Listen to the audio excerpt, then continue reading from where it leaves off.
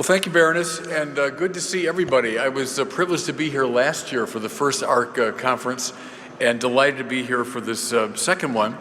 I know I've got 13 minutes to talk to you about God, but I'm going to do it. There's been a lot of talk, and there will be more talk at this conference about economic development, political development, and so on. And I'm here as a bishop of the Catholic Church to speak to you about God, because my deep conviction is there can be no real political and economic development without some reference to the summum bonum, to the highest good. You can't tell the story of Western civilization without reference to God. My thesis is when God is bracketed, God is set aside or forgotten, societies tend to collapse in on themselves and they implode. If we want real progress, and not just a superficial one, we have to have reference to God. Now, I want to make the argument in brief compass by beginning with the structure of human consciousness, what the medievals would have called the soul. Now, the soul has a dynamism, the great medieval doctors said, a dynamism toward the infinite. Everything in us, spiritually speaking, is directed upward and outward toward the infinite.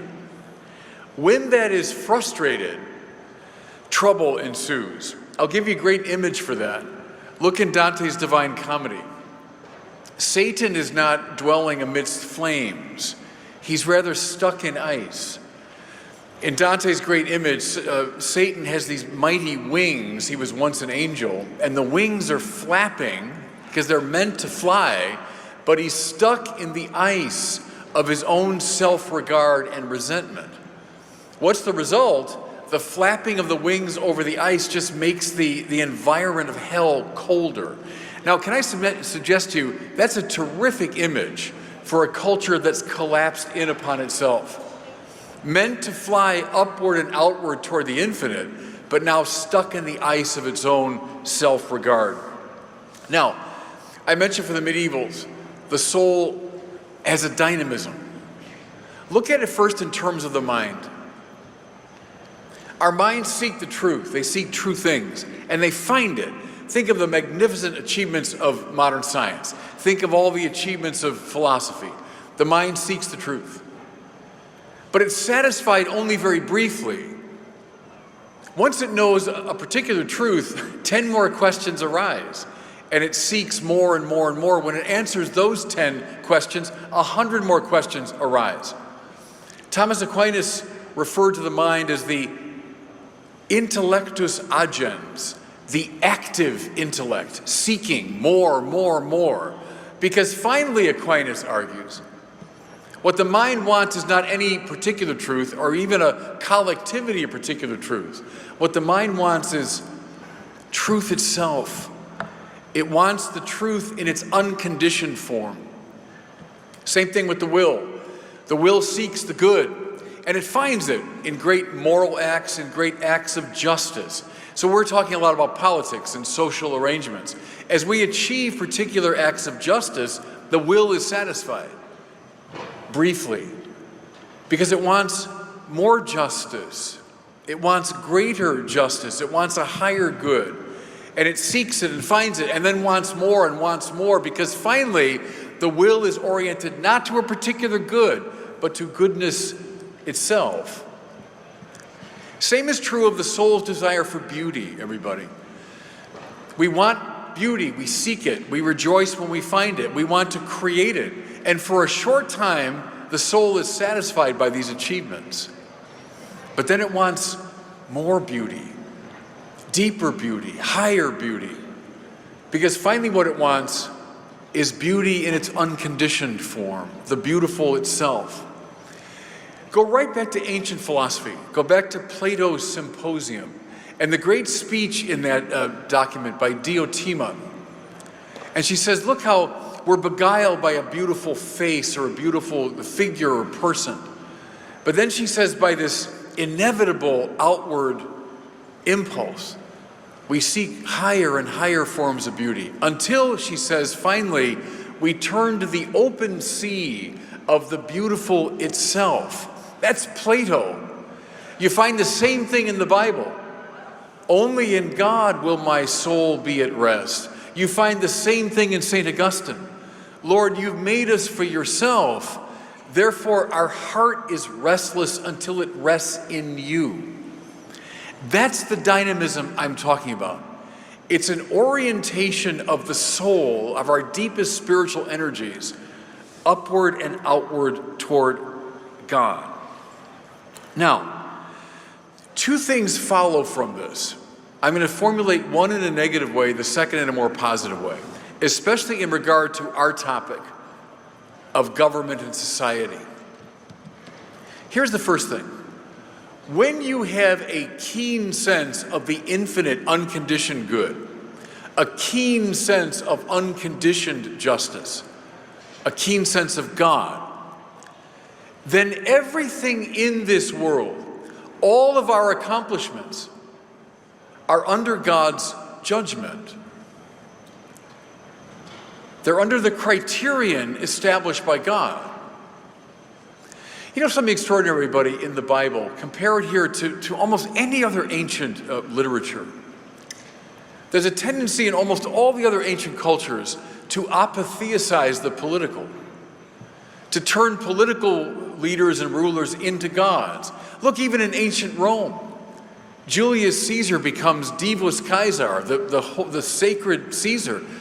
I'm from Chicago. I know Julius Caesar. He was a canny street politician, but he becomes deified after his death. Indeed, his adopted son becomes the son of the god.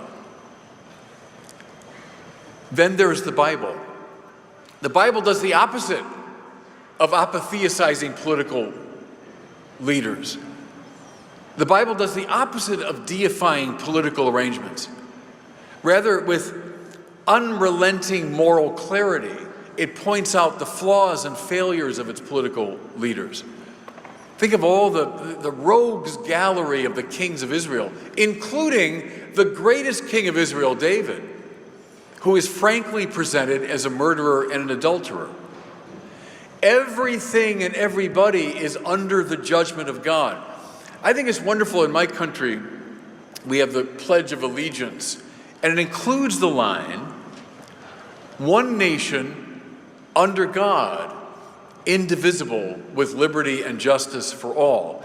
Now, some people think that little line, under God, that was inserted back in the 1950s, is just pious political boilerplate. It is the most essential statement of that pledge.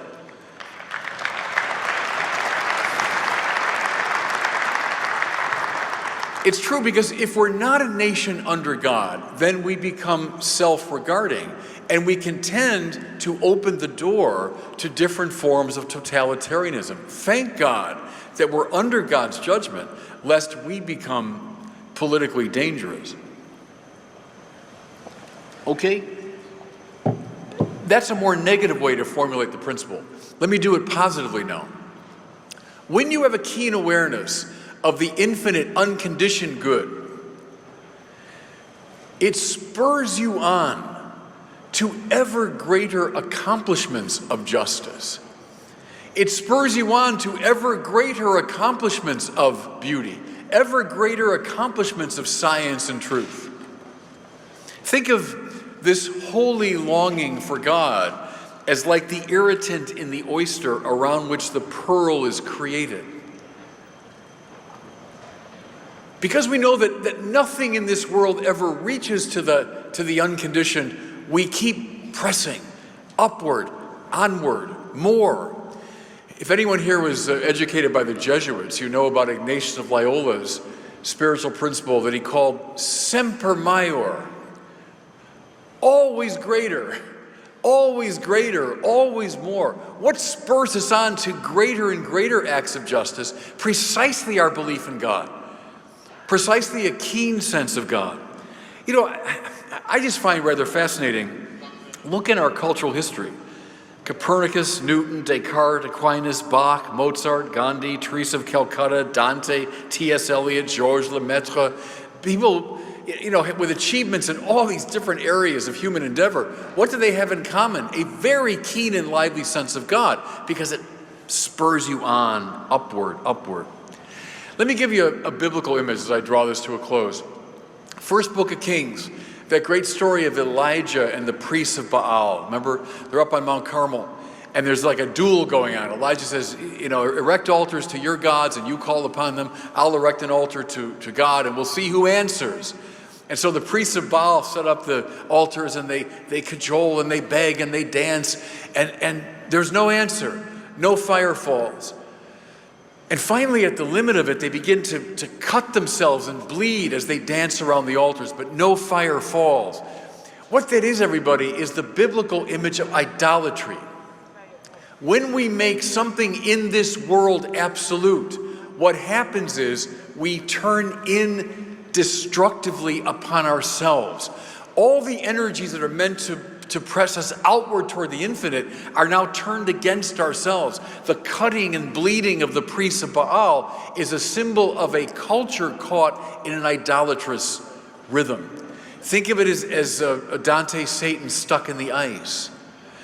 When Elijah calls upon God and then the fire falls, it's not just my God's bigger than your God. It's talking about this principle. Don't make something worldly into God. Rather, unleash the powers of the Spirit upward and outward toward the true God. Just a few weeks ago, I was in Prague, and I was giving a paper there at the university.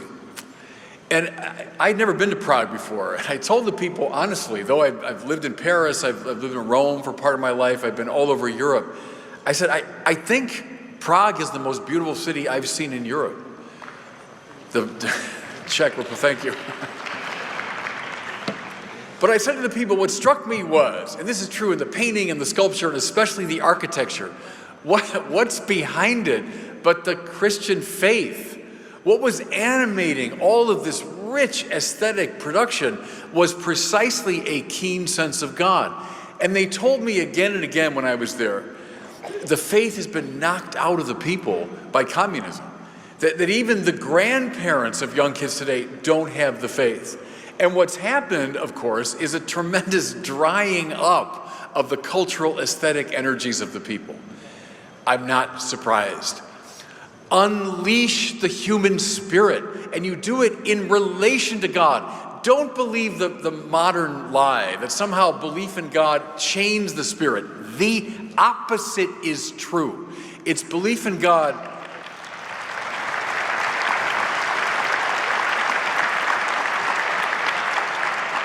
It's belief in God that unleashes the Spirit. Last image for you. 1979, John Paul II goes to Warsaw. It was the height of the struggle. They're worried about Soviet invasion and all of that. And John Paul in the great public square in front of 1 million people began simply talking about human rights and about human dignity and about grace and about redemption. And they say the people began to chant, "We want God. We want God. We want God." For 15 minutes, 1 million people chanting it. That's how the revolution that undermined the whole Soviet Empire, that's how it began. So today,